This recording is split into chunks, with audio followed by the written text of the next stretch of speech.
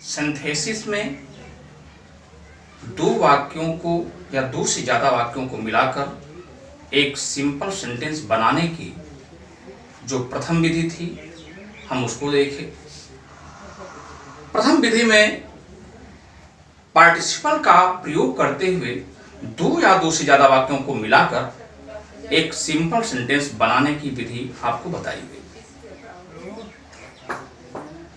आज simple sentence बनाने की दूसरी विधि, यूज ऑफ इन्फिनेटिव का हम अध्ययन करेंगे। इन्फिनेटिव होता क्या है? किसी भी वर्ब की बेस फॉर्म से पहले टू का प्रयोग कर देने से वह इन्फिनेटिव बन जाता है।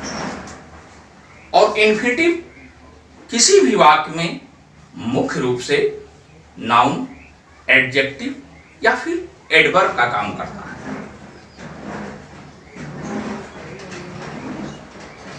इसका जब भी हम हिंदी रूपांतरण करते हैं तो हिंदी रूपांतरण करने पर इसके अंत में ना, नी, ने का प्रयोग किया जाता है। जैसे देखते हैं, टू वॉक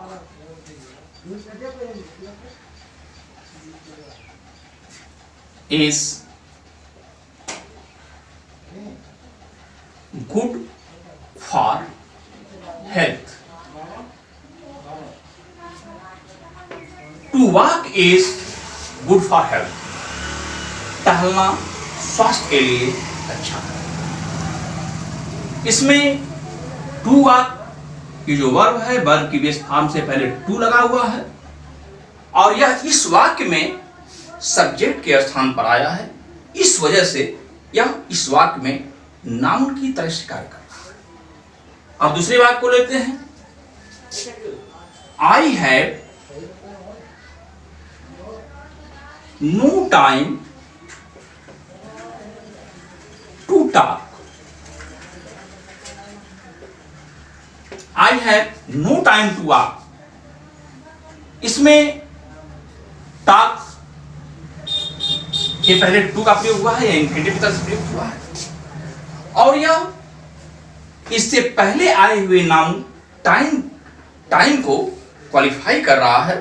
इसलिए इस वाक्य में टू वॉक का प्रयोग, इन्फिनेटिव का प्रयोग एडजेक्टिव की तरह से हुआ है। अगला देखते हैं,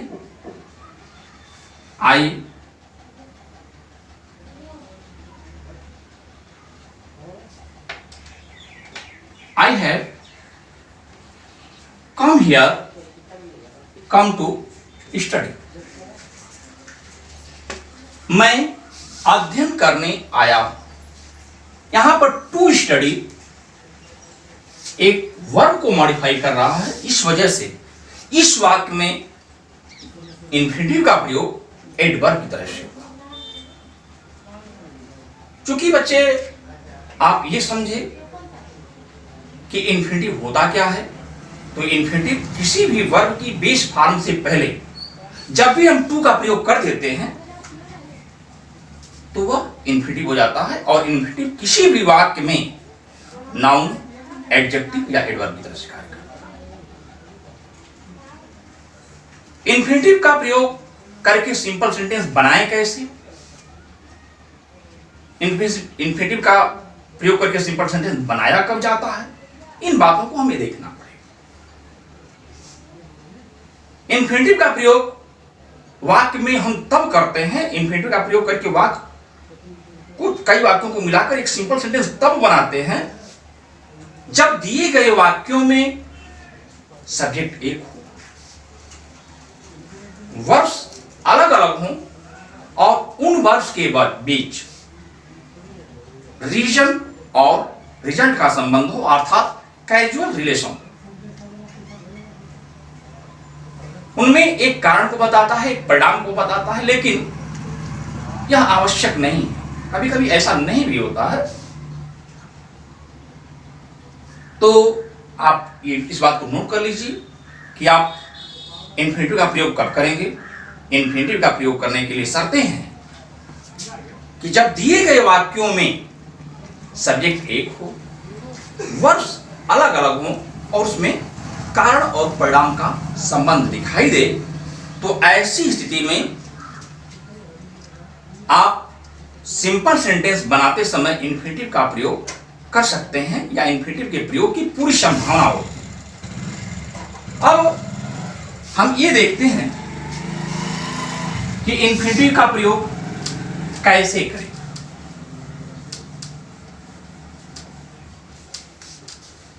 जब दिए गए वाक्यों में सब्जेक्ट एक हो, subject may be same, subject is same, subject same होनी चाहिए और वर्ब्स अलग अलग होने चाहिए, verbs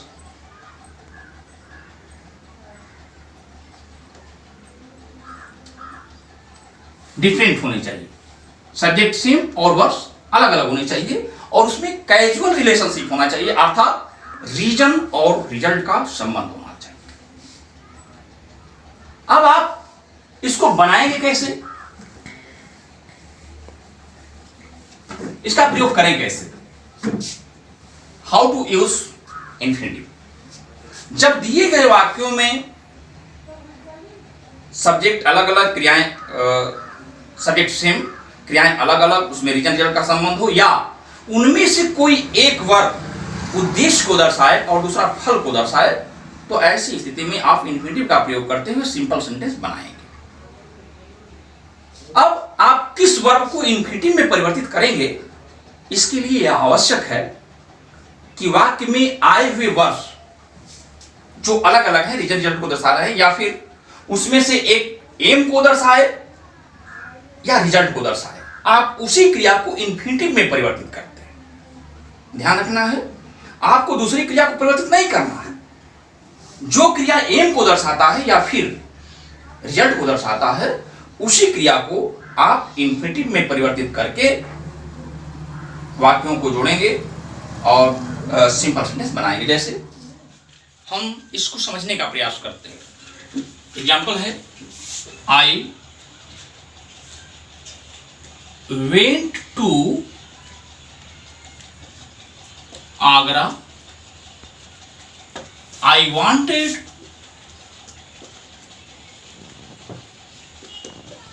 to see the Taj. I went to Agra. I wanted to see the Taj. इस वाक्य में दूसरा उद्देश्य को दर्शा रहा है। आगरा जाने का उद्देश्य क्या है, तो सी द ताज। इसमें आप देख रहे हैं कि जो पार्ट उद्देश्य को दर्शाता है, उसी पार्ट के वर्ब को आप इन्फिनिटिव में परिवर्तित करते हैं। ये ऑलरेडी इन्फिनिटिव में है, इसलिए करेंगे क्या, पहले वाक्य को ज्यों का त्यों उतारेंगे। आई went to आगरा, दूसरे पार्ट में सब्जेक्ट को ड्रॉप कर देना है और आप करेंगे क्या, जो वर्ब है उसकी बेस फॉर्म से पहले टू लगाना है, लेकिन ऑलरेडी लगा हुआ है, इस वजह से आपका हो जाएगा to see the Taj. I went to Agra to see the Taj. अब next example,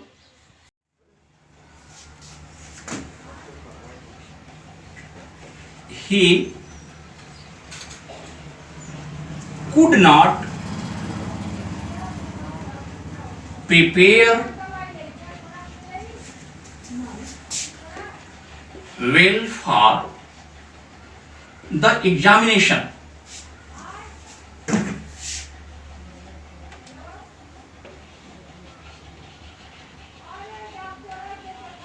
Examination. A sentence, he had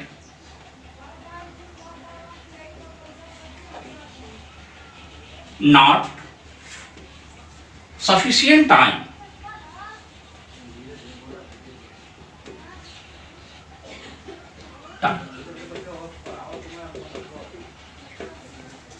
ये दो वाक्य हो गए।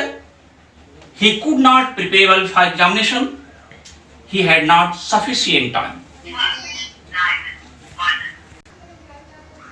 दो वाक्य हैं आपके सामने। अब देखेंगे कि जो दूसरा वाक्य है वह रीजन को दर्शा रहा है और पहला वाक्य रिजल्ट को दर्शा रहा है। और आप जानते हैं कि जो पार्ट रिजल्ट को दर्शाता है उसी पार्ट का हम इन्फिनिटिव बनाते हैं, यानी उसी पार्ट की बेस जो वर्ब आई है उस वर्ब की बेस फॉर्म से पहले आप टू का प्रयोग करेंगे। ये रीजन को दर्शा रहा है। आपको इन्फिनिटिव बदलना किसको है? रिजल्ट वाले पार्ट को। तो आप क्या करेंगे? He had not sufficient time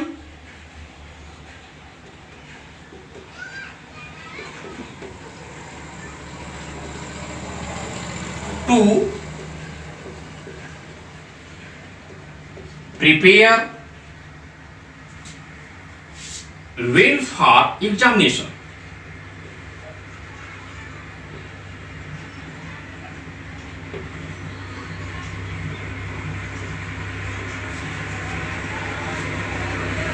इस प्रकार से आप इसको जोड़ेंगे। एक आध बात और लेते हैं।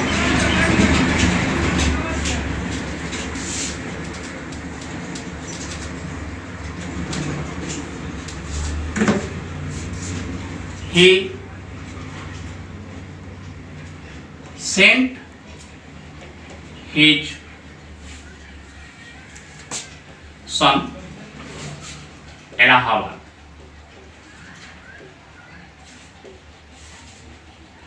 He sent his son Allahabad. He wanted to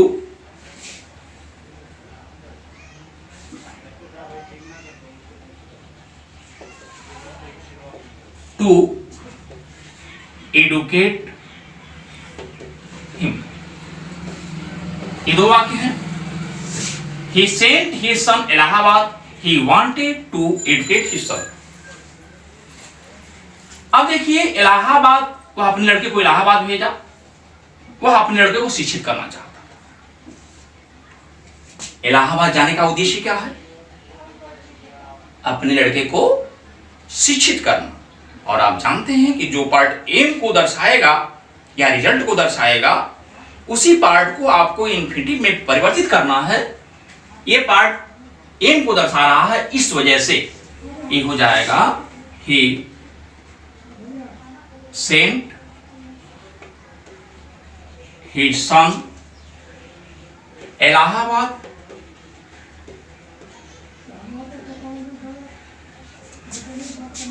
to, चूंकि एक बात और ध्यान देना है आपको, he wanted to educate, वह स्वयं शिक्षित नहीं करेगा, किसी दूसरे के माध्यम से शिक्षित होगा। इस वजह से ये पैसिव में बनेगा to be। He sent his son Allahabad to be educated.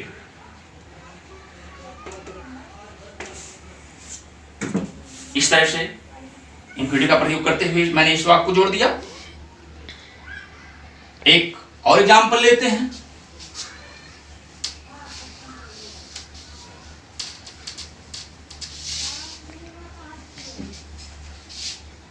He is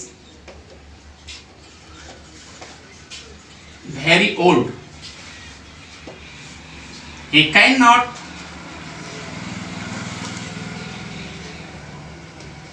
not walk. He is very old. He cannot walk. पहला वाक्य रीजन को और दूसरा वाक्य रिजल्ट को। तो आप जानते हैं कि रिजल्ट वाले पार्ट में ही टू का प्रयोग करेंगे वर्ब से पहले। तो इस प्रकार से ये वाक्य हो जाएगा he is very old to walk. लेकिन यह वाक्य ग्रामर की दृष्टि से सही नहीं है, इसलिए आपको लिखना पड़ेगा। क्या लिखना पड़ेगा? He is too weak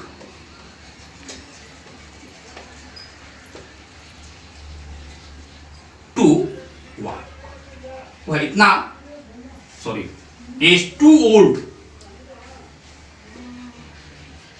to walk, वह इतना बुढ़ा है कि टहल नहीं सकता। इस प्रकार से आप इन्फिनिटिव का प्रयोग करते हुए दो या दो से ज्यादा वाक्यों को मिलाकर एक सिंपल सेंटेंस बनाएंगे।